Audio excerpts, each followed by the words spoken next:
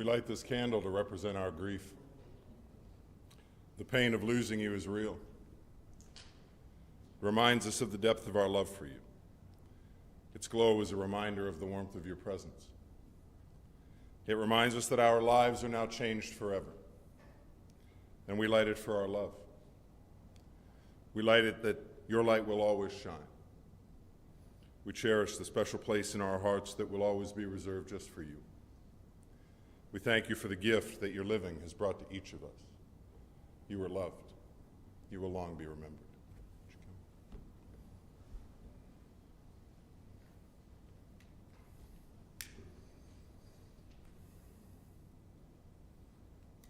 Thank you. Well, on behalf of Lorraine's children and those she loved, we welcome you today. We thank you for taking this time to come together to celebrate this life that so many held so closely throughout her days. My name is Philip Smith. I'm honored to be your funeral celebrant today as we gather to celebrate the life and mourn the passing of Lorraine Kingsley and to share in our memories of this vibrant life that she has lived. We're here today to honor her family, her loving son Rob and his wife Pidia, her loving daughter Sarah, her loving brother Ian and his wife Marilyn, her loving niece and nephew Stephanie and Jeffrey, along with those who would make up the extended branches of this family tree. We think of those that would call her friend, companion, or co-worker throughout the journey of her days. And today we make special remembrance of her cherished son James, who has gone on before and is now reunited with his loving mom once more and for eternity yet to come. This is an important day when we gather to stop and acknowledge the importance of this life and the ways in which that she has touched her world.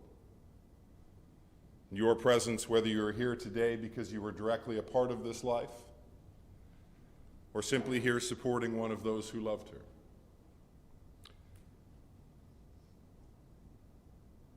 your presence simply means that Lorraine made a difference in your life as well, as you have taken this time to stop and honor that difference in this place with us today. The task of holding her legacy now falls to each of us.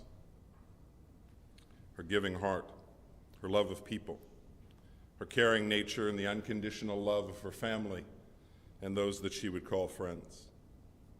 And so I'm calling this Lorraine's Day today. This time and this place become hallowed and special because we bring our hearts together in it around this cherished life. Helen Keller tells us that what we have once enjoyed deeply we can never lose. All that we love deeply becomes a part of us.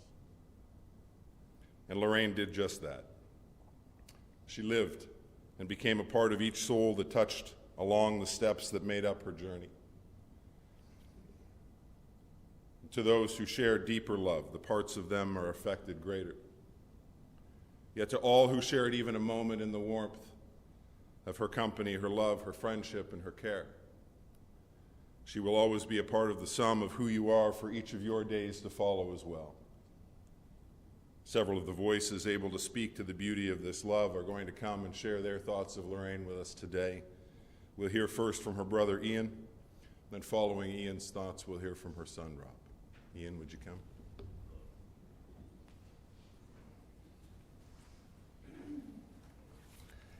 So thank you everybody for coming. Just give me a minute. Okay. Didn't expect it to be that quick.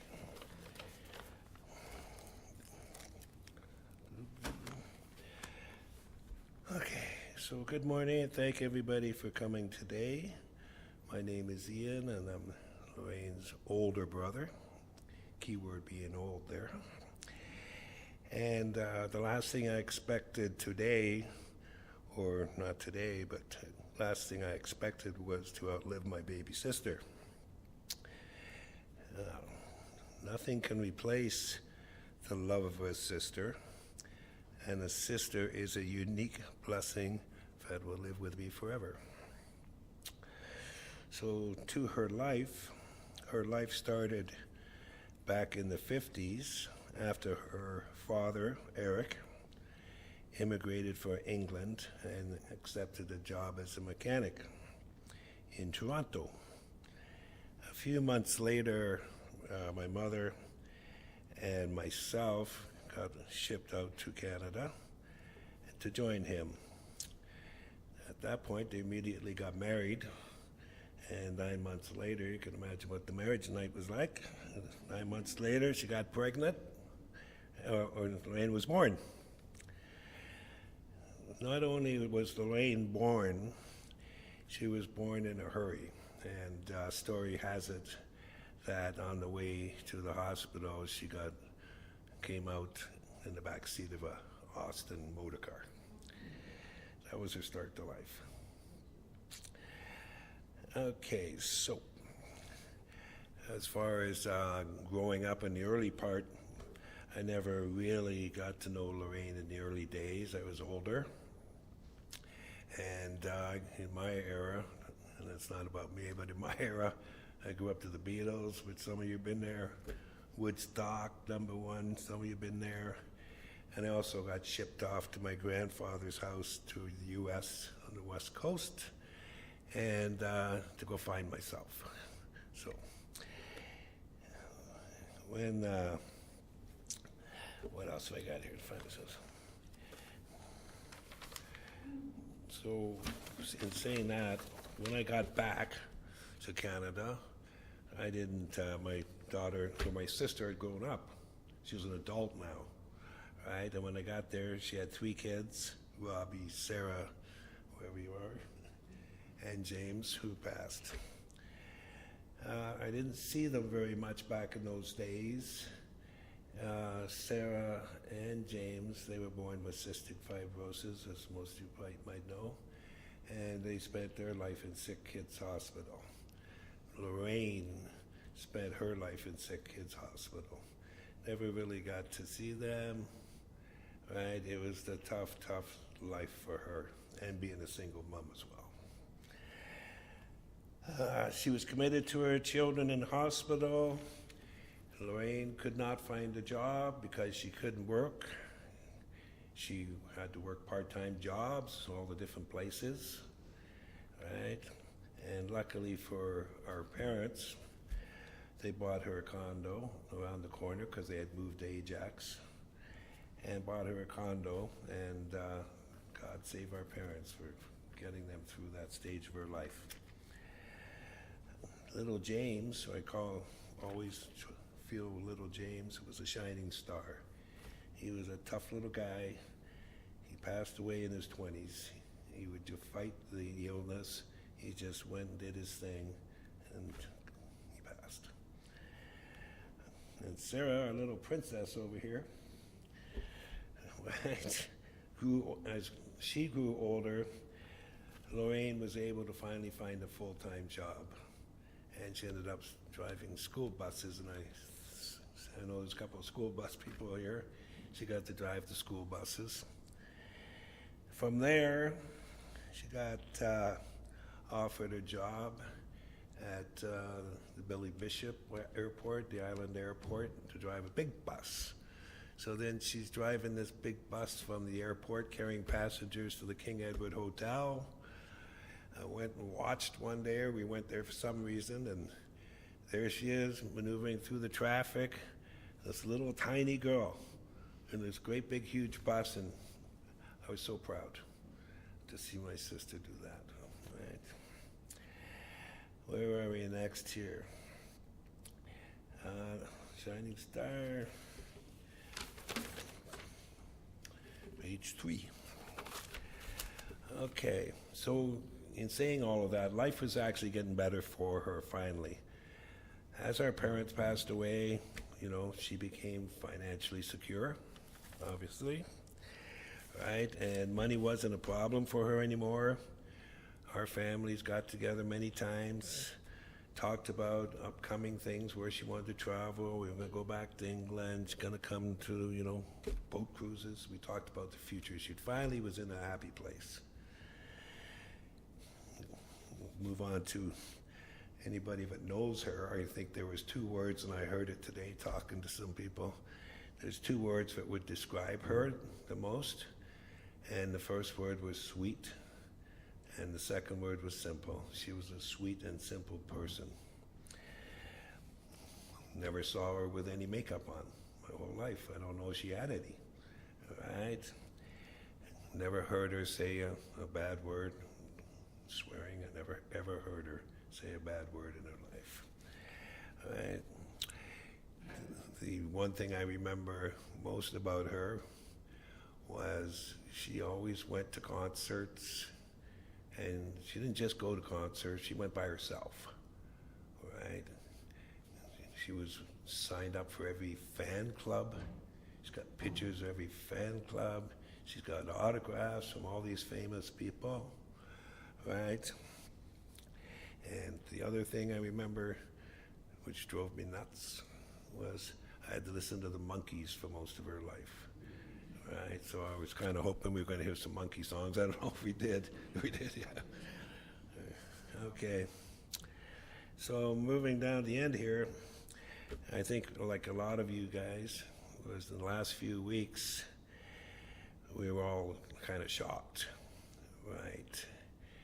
It was a shock to all of us. I guess she was rushed to the hospital.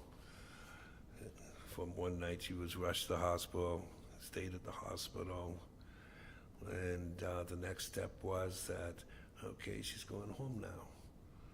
And the numbers or whatever were coming down, and she was starting to get better again, right? That was on a Tuesday, and on Friday we get the call she's passed. So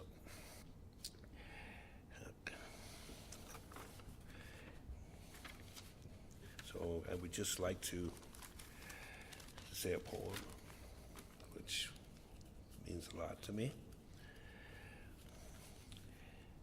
I have an angel watching over me, and I call her my sister. It still seems impossible that God was taking you, and through your life on earth is past, in heaven it starts anew. You'll live for all eternity. Hope so. Just as God has promised to you. And though you've walked through heaven's gates, we are never far apart. For every time I think of you, you're right here in my heart. Rest in the arms of Jesus. Saying that's the short story of our lives with myself. And I just want, with Robert and Pity, I hear what you're just amazing, and I know you got a big job ahead of you, and all our family, and I'm sure most of the friends here are here to help you. Thank you very much.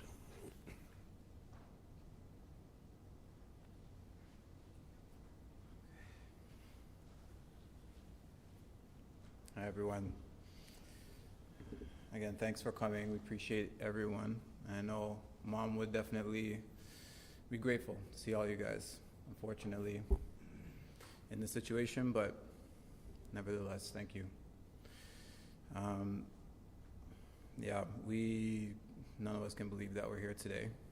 I know pretty much everyone here is shocked, and I too am shocked, but here we are. So I'm going to tell you a little bit about home life with my mom, because my mom was the best. And it's one of those things where you don't know how good you have it until you see other people's situation, and you're like, wow, okay, I'm pretty good. She was in a situation when she was young and with all of us, my brother and my sister, where it wasn't great for her. So one thing that I never forgot, and it doesn't matter what the situation was, she took us and she got us into a place that my Uncle Ian just spoke of, a condo, where we were calm and peaceful, and we needed it. For her too, for us. So we never forgot that. She was also never clutching us too close, if that makes sense, at least for me, because, and what I mean by that is, she gave us just enough freedom to make some choices and not be afraid of that. At one point, so at that time, me, my sister and brother, and her living together. My dad was separate. And at one point I said I wanted to go live with my dad again. So she didn't fuss, she didn't argue. She just said, okay, you know what, all right, if that's what you want. So I did. She let me go. She trusted me, and she let me go.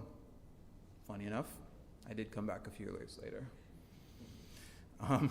And when I came back, she was okay with that too. There was no guilt trips. There was no, I told you so. There was none of that. It was just like, okay, you're back? Okay, great. And that was that. She was also a selfless person, and I think a lot of us probably see that in her as well, which in my case, with us, she never made me or Sarah or James feel unimportant. She was focused on us, more so my brother and sister, because they needed more hands-on. With them having cystic fibrosis, she had to be like, she's giving them treatments 3 times a day. A lot of it's physical therapy. She's doing this on their ribs, everything. And so it's just physical work, you know, day in, day out, 3 times a day. She didn't complain. I don't remember her ever complaining. Never. And when it came to me, like for me, I used to love video games. We all did. And, you know, we didn't have a lot of money at that time, but Mom always made sure that we had fun. And so there was times where back when you could rent video game consoles, I don't know if you can still do that, but she would go and we would go Sega 32X, PlayStation 2, whatever it may be, and she would go. I'd be like, Mom, can we please? She would do it. She'd just pull it together somehow. She made it work. And also, one thing that I remember a lot, she used to serve us food, and she would make sure that we had enough to eat before her. Like, I remember there was one day in specific when I was really young where I remember me and Sarah and James were at the table eating, and she waited for us to eat to make sure we had enough. Like, she was on it like that. Like, she wanted to make sure we were okay. Like, we were the center of her life, and it never was lost on us. As I think I touched on a little bit earlier, she was also, I would say, the perfectly balanced parent. For me, speaking from my experience, I was the oldest, I was a boy. I guess I had maybe a little more freedom than, say, a female would. But she let me go. She let me go and explore when I was fairly young. She wasn't holding me in the house and, no, you can't go out. She wasn't like that. She was within reason, you know, not me being crazy. She would definitely allow me to go out, come in a little bit late, let me know where you are, you know, that kind of thing. And I appreciated that. She also let me know whenever I messed up. She wasn't afraid to tell me, hey, don't do that, or, you know, whatever the case may be. And as an adult, in my view, this is also important. She became my friend. So she transitioned, I think, well from being the parent's figure to the friend, which I think how everyone would want it to be. She never tried to control me. She also, though, gave me input when I needed it. If I came to her and said, Mom, look at this, what do you think about this? And she would give me the input, no problem, from a parent perspective. She trusted my intelligence as well, which is important to me, meaning, I'm not trying to say I'm Einstein here, but what I'm saying is it's helpful as a child to the parent to know that the parent trusts you and that you can make choices. Yeah, nobody wants to feel like their parent thinks they're an idiot, right? So she was thankfully good about that. And also she was super independent, and I think all of you know that if you know her, maybe to a fault, super independent, and I get that from her. I was just telling my uncle the other day that I don't want to ask people for help. So maybe that's something that I got from her. She just wants to do it herself. No problem, no complaints. I'm getting it done. So really honestly, the only thing she would ask me for in adulthood was technical support. Help me with this phone. My internet's down. What's this email? Is this a scam?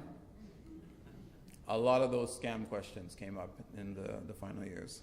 So, yeah. So now, once this is all over, I'm gonna miss a lot of things about my mom. Obviously, as you can imagine, one of them, I miss being the technical support soon. At first, it's, it's a little annoying after a while. Like, okay, mom, I told you already. But give it a month or two and I'm probably gonna be like, man, I wish she would just ask me a question about why this internet's not working.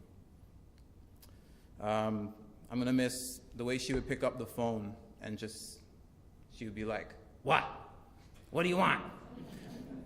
But she wasn't really mean, as you guys know. This is her being silly. If you know her, you know that's her silly voice. Things like that. All the silly little exchanges we had, speaking in British accents and being funny and things like that. I'm not gonna get that anymore. And her laugh. Missing, like, her laugh is gonna be a big thing. A big void. The guy used to love just making her laugh. It was just a fun thing to do, and she would crack up. And I'm sure she did that with some of you as well. So, but ultimately, we had to let her go. I don't want it, but I'm just happy that she's not in pain. And I really hope that she's with my brother James and her parents, because she loved them beyond words. So anyway, I'll leave you with that. Thanks so much for your time. Thanks for coming.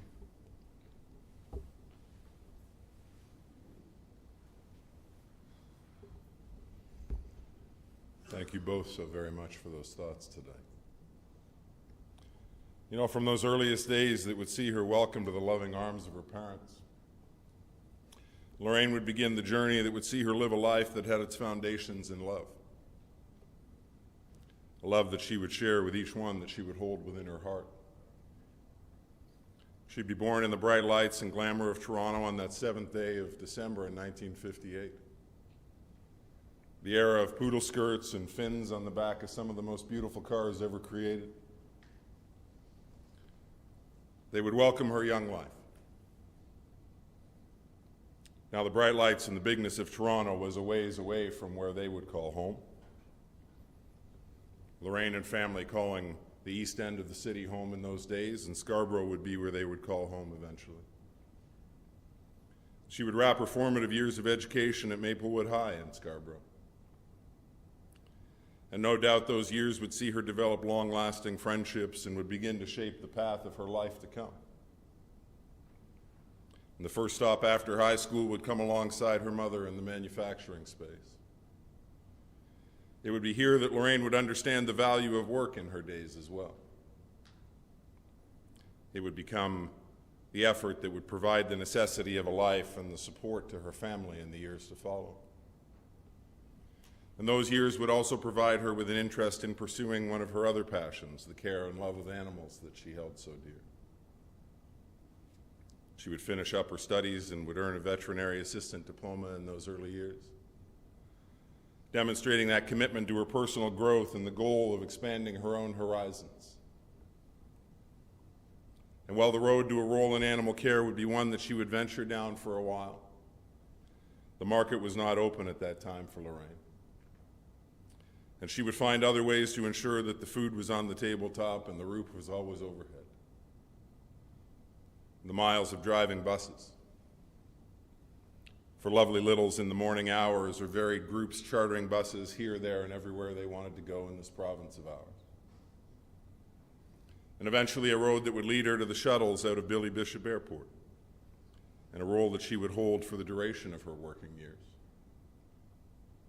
I never thought about how small she would be in one of those buses even until you brought that up. Yet no matter where she was driving, she would greet those passengers with her professional attitude and that welcoming smile. And while her work would do exactly what it was designed to do, help her reach the goals that come with day-to-day life, the motivation for that work would be so much more for her. The lives that she would welcome as her own children, James and Rob and Sarah, each one knowing the depth of her love and care for them. Despite the odd hours that would sometimes come with the work, they would never go without her presence. She would make them a priority in each and every day that she walked beside them. so that they would hold memories and adventures that they would share together for a lifetime. Whether it was a simple day trip to a spot like Wonderland or Niagara Falls or the Toronto Zoo, or any of the other spots that they would ensure to enjoy and build memories in, or the welcome of broader opportunities, such as the ones offered up through Children's Wish Foundation, the trips that would see them land up in England, enjoy being reacquainted with family and having the opportunity to explore some of what jolly old England is famous for. And it wasn't just any trip to England, was it? No. As they were granted access to the filming lot for Harry Potter in one of those trips. And James and Sarah would meet the young wizard in person. Truly a moment held and cherished by each of them. And when they weren't busy globe-trotting to meet celebrities, that nurturing spirit of Lorraine's would ensure that the days were filled with the time that she shared with her family. Whether it was one of her satisfying meals enjoyed around the family table, or the welcome of a stop at McDonald's, or the ever-popular Swiss Chalet that would make an appearance now and then. Well, those nights would always be welcomed by them as well. And it would never be about what was being eaten, so much as who she was able to share those moments with. Many of those moments would see she and the family enjoy the hospitality of Ian and Marilyn over the years. The usual spot to land over the holidays, a time to enjoy family and the goodness of food shared. The value of connection and togetherness. They were both things that Lorraine would want to see fostered in her own children's lives, and the lives of those she welcomed into her days as well. Her personality was vibrant. And along with it would come so many of the things that she loved so greatly along each step of her journey. Her love of horror films, for example, would certainly make the list. No doubt she would love to see the littles react to those moments of fright, just as much as she would love to react to them herself. And she would love to keep up to date on the goings-on of all things Hollywood and celebrity. Would be able to tell you all the details you craved on any of the celebrities that she would have been invested and interested in. And if she could see some of her heroes in person, well, then all the better. She would love the times that she spent enjoying those concerts. And like Ian had noted, if you didn't want to come along and enjoy the show, well, that was just fine with Lorraine. She was going anyway. She would enjoy such icons live as Elton John and Journey and Bon Jovi. They would all make the list. But when she was at home, or rolling miles behind the wheel, she would love the throwback to the Beatles of her teens or the Monkees that she loved so greatly. And as these last several years would unfold, so too would a surprising addition to her musical tastes. She would take up a love for Metallica. Yes, that Metallica. And she would love it. With the adult years of her kids' journeys arriving for each of them, Lorraine would also find time to enjoy a little bit more freedom in her days. It would give her the opportunity to explore this world a little bit more than she had in previous years. She would welcome spots like Chicago, New York City, as well as the sun in Cancun. I saw some photos of her doing some aerobics in a pool. I have to imagine some of you were along for that journey. Of course, I don't recognize you without your swimsuits on. She would embrace each new spot, enjoy the moments lived within them and the memories created in each spot where she would put her feet. And she would not be a devourer of books, but she would certainly love a good read now and then. Rob noted that she would often have a book in her hands as she spent the evening hours. Now, when she wanted those stories in a more enjoyable fashion, well, she would gladly watch them play out on the TV screen, with dark and stormy favorites like Breaking Bad and Ozark, and the new home of Mr. Selleck, Blue Bloods, all making her list. And she would watch the images fill the screen. She would feel the soft and comforting presence of one of her cats at her side on a regular basis, no doubt. Now, Rob has asked me not to portray her as a cat lady, and I will do my best.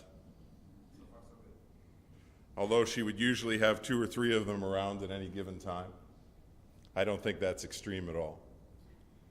I would have to say she was less cat lady and more nurturing and caring soul than anything else. We love those furry little felines and the love and joy that they would bring to her. And she would love the goings-on in Genoa City. The antics of the Newmans and the Abbotts would keep her transfixed for as many years as her family can remember. And can you blame her for being invested in such an ongoing classic? With shows like The Young and Restless, you really have to stay on top of those storylines, otherwise you get lost. You may never figure out what went on. They're just so complex and fast-paced. No, they're not. And most of all, she would love those lives that she called her own. The children she loved and cherished, the welcome of her brother and the in-laws, the co-workers. That would be better because Lorraine had been a part of their days. Each life would know the value of her love and care as a part of their own journeys.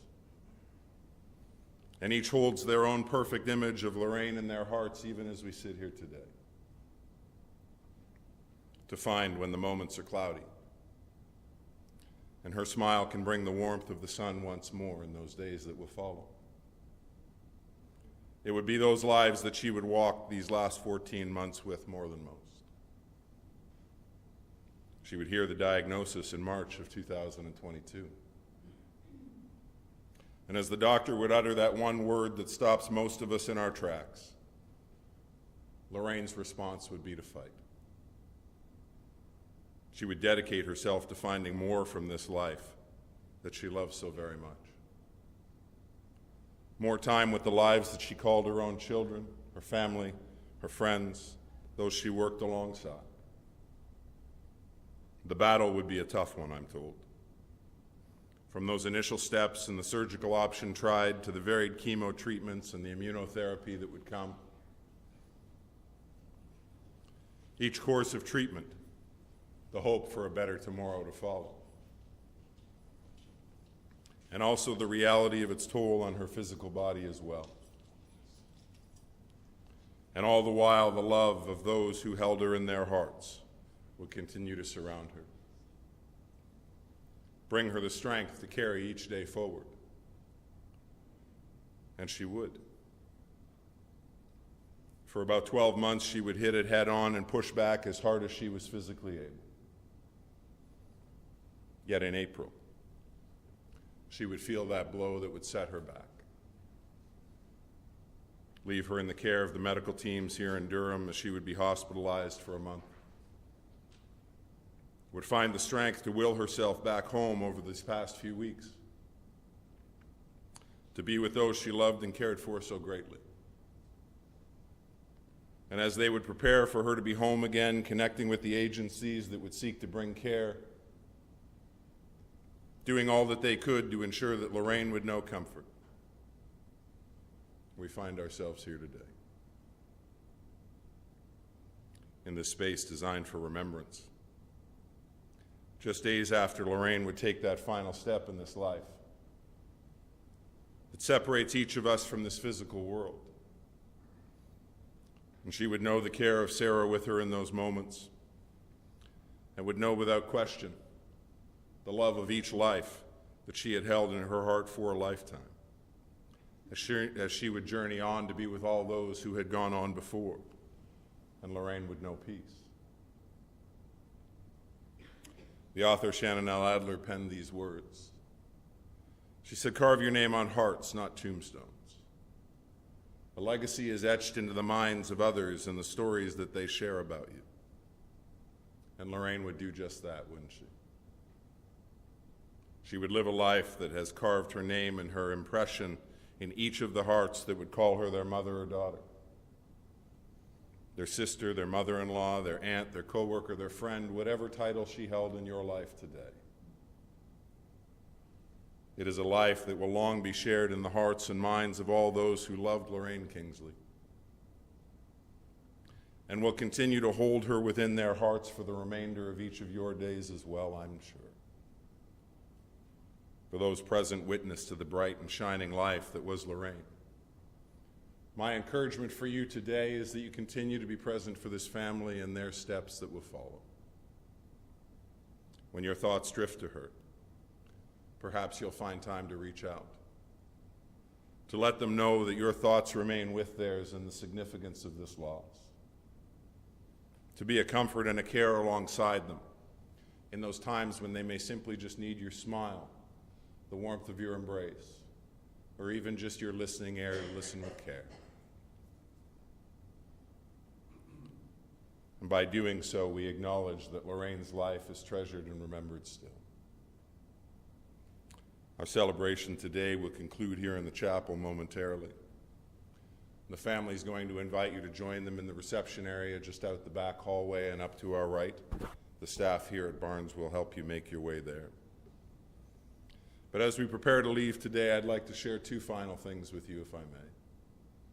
A reading and a song, both dedicated to Lorraine from her loving family today. The poet David Harkin penned these words. He said, "You can shed tears that she is gone, or you can smile because she has lived. You can close your eyes and pray that she will come back, or you can open your eyes and see all that she has left. Your heart can be empty because you can no longer see her, or you can be full of the love that you have shared. You can turn your back on tomorrow and simply live in yesterday, or you can be happy for tomorrow because of yesterday. You can remember her and only that she is gone, or you can cherish her memory and let her live on. You can cry and close your mind, be empty and turn your back, or you can do what Lorraine would want. Smile, open your eyes, love, and go on."